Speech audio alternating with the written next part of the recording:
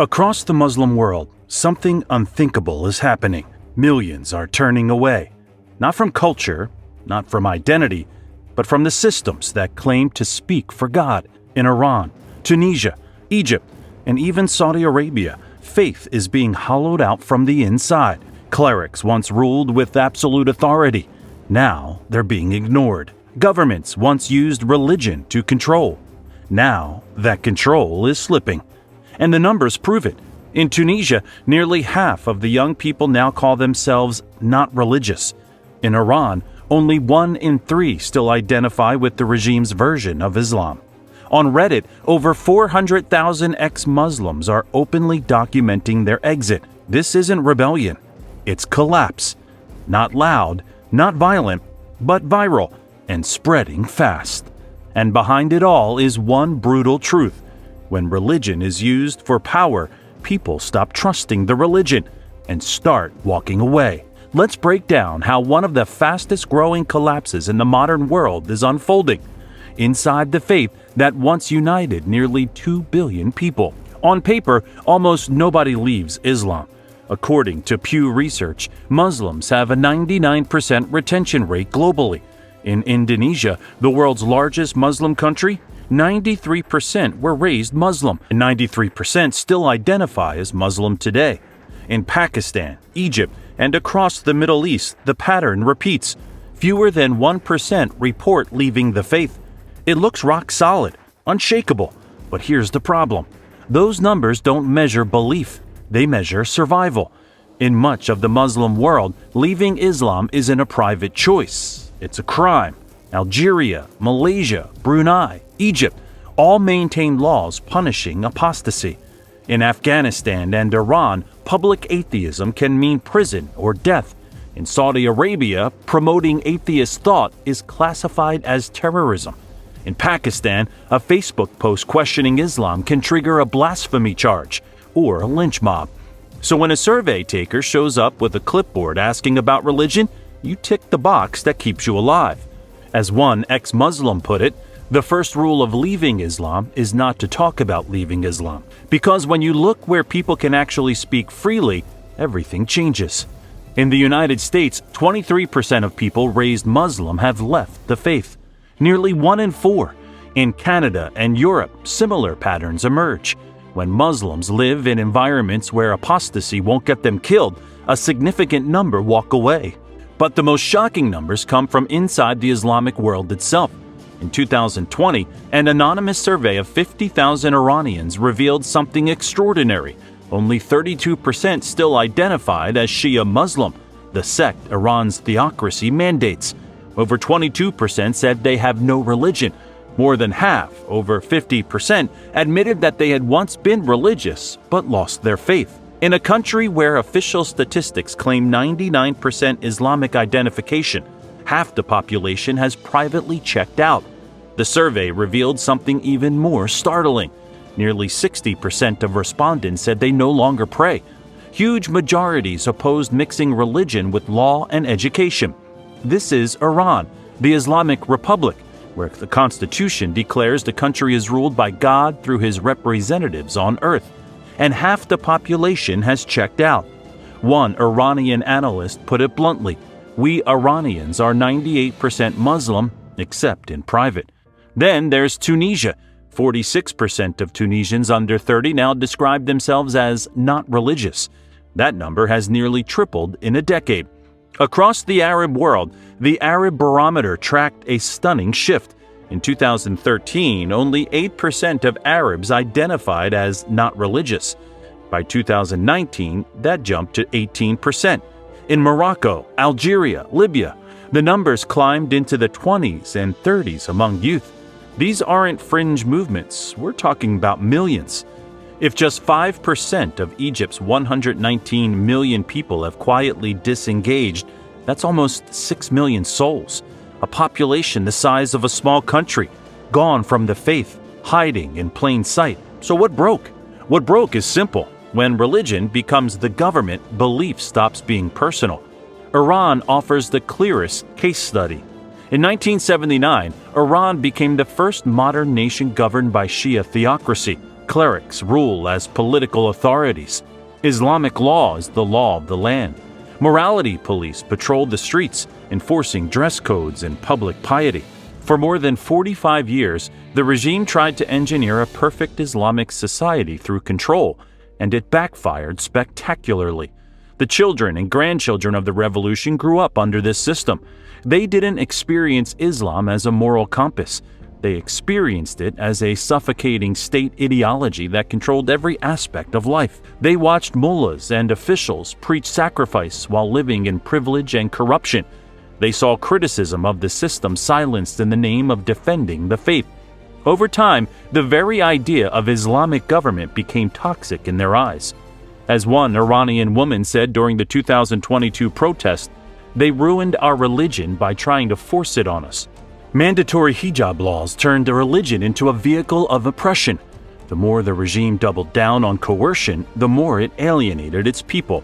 By 2022, Iran erupted. Mahsa Amini, a young woman, died at the hands of the morality police for an improper hijab. Nationwide protest followed. The slogan, "Woman, Life, Freedom." Crowds burned pictures of the supreme leader. Women tossed their headscarves into bonfires. This wasn't a rejection of God. It was a rejection of clerical tyranny. But once that distinction is made collectively, the next step follows naturally. If the guardians of Islam are corrupt liars and living under Islamic laws yields only misery, maybe the religion itself isn't worth following. A bitter joke circulates in Iran.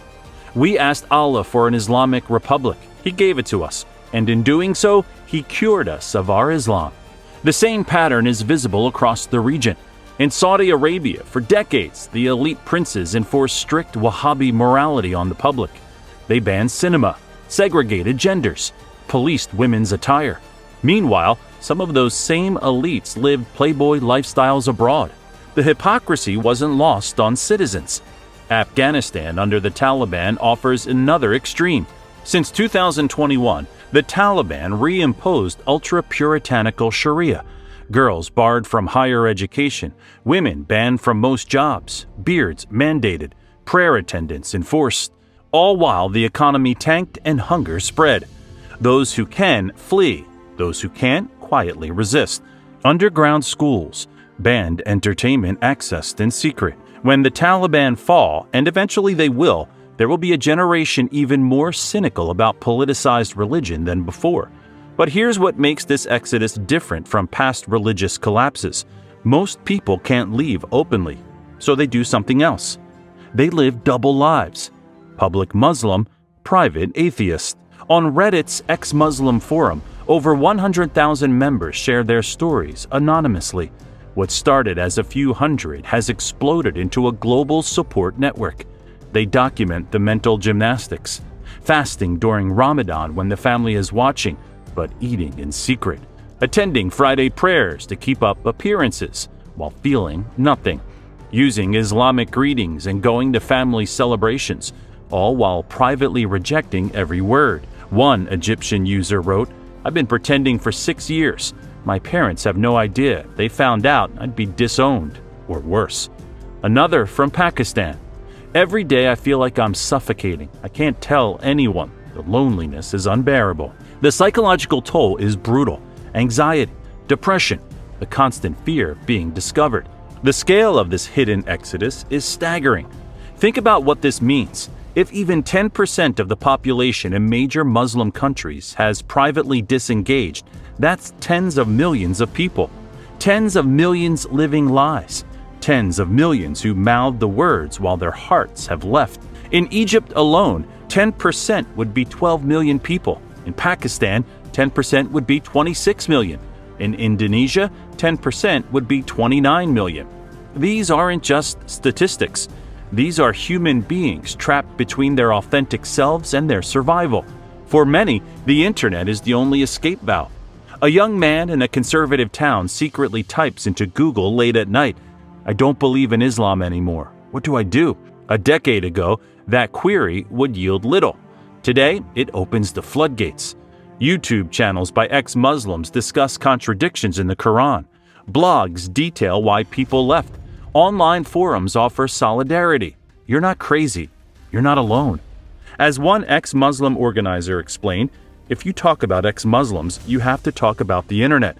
When I left Islam, I thought I was the only one in the world. Then I found others online. Every day I'd see stories and think, oh my God, I'm not the only one. The internet broke the isolation. It shattered the monopoly clerics held on information. A 16-year-old in Karachi can secretly watch evolutionary biologist Richard Dawkins explain evolution on YouTube. His parents at 16 could only ask their imam, who would dismiss evolution outright. A 20-year-old woman in Riyadh can find feminist critiques of Islamic law online. Her grandmother simply accepted it as God's decree. The narrative has been broken. Of course, regimes know this is a threat. Iran tried building a national internet to wall off citizens. Saudi Arabia and Pakistan employ cyber police to hunt atheist bloggers. In Bangladesh, multiple secularist bloggers were hacked to death in the streets. But it's a losing battle. VPNs, proxy servers, mirror sites. Tech-savvy youth find workarounds faster than governments can ban them. And here's the thing about enforced systems. They think they're winning because people still perform. But what they're really building is emptiness. Because once enough people stop believing, the collapse doesn't look like rebellion. It looks like silence. And the first thing a hollow society loses is its future. The future belongs to the youth. And among them, women are leading the exodus. For many women in conservative Muslim societies, religion isn't experienced as spiritual guidance. It's experienced as a cage. One ex-Muslim woman described it, "My whole life I was told I couldn't do things that my male cousins were allowed to do. It felt so unfair and suffocating. Dress modestly. Defer to male authority. Accept lesser inheritance. Tolerate polygamy or unequal divorce rights. Bear the burden of family honor." For a girl with aspirations beyond what her environment permits, this breeds deep resentment. When she questions these rules, she's told this is God's law. Eventually, she starts questioning God. Education becomes the catalyst. Many ex-Muslim women point to university as the turning point.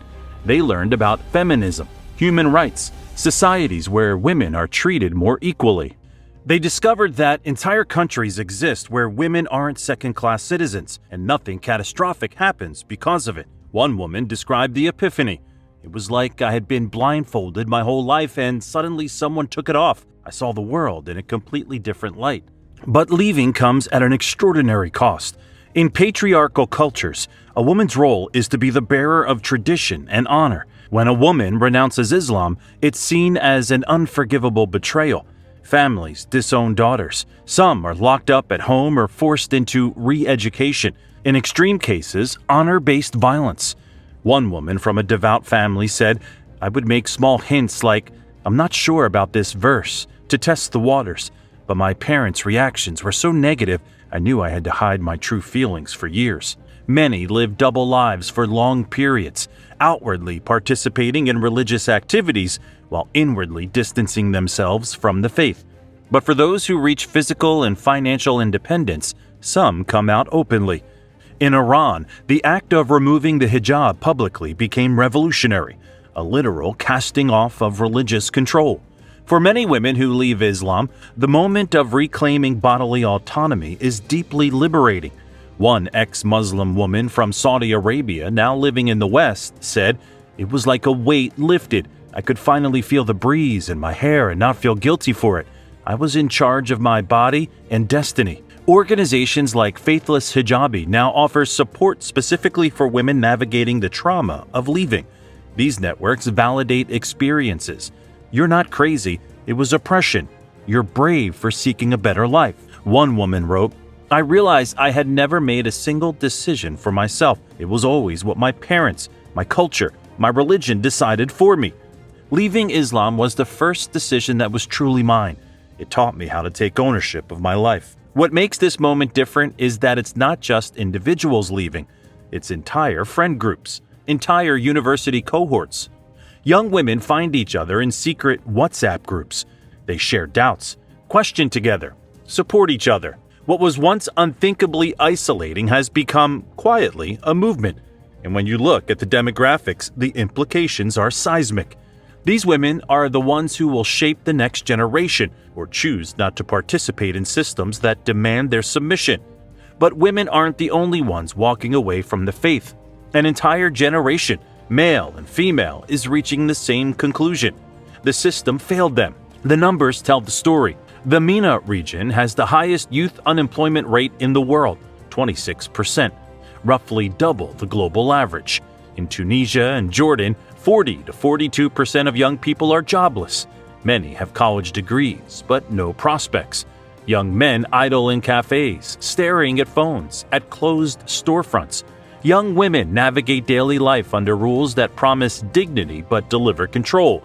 Families under pressure, inflation, housing crises, wage stagnation. The system isn't delivering. And because that system has wrapped itself in religious legitimacy for decades, its failure becomes religion's failure in the eyes of the disillusioned. The economic reality creates a brutal equation. You're told Islam will provide, Islam will guide, Islam is the answer, but you graduate with a degree and can't find work. You watch your father work 3 jobs and still can't afford rent. You see your sister denied opportunities because of her gender. The promises ring hollow. One young Tunisian put it simply, "They told us Islam was the solution. We tried it. It failed. Now what?" The question, "Now what?" haunts a generation.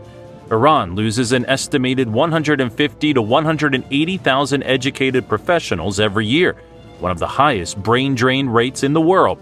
Surveys show 40 to 50% of Iranian students and professionals want to leave permanently.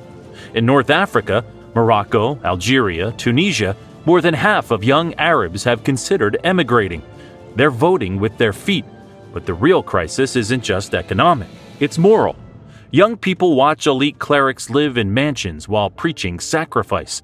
Revolutionary Guard commanders accumulate wealth, privilege, luxuries, all while lecturing the populace about revolutionary austerity and piety. The hypocrisy is suffocating.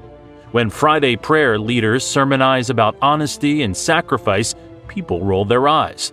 They've seen the corruption scandals, the nepotism. The conclusion forms: if these so-called men of God don't follow their own rules, why should we?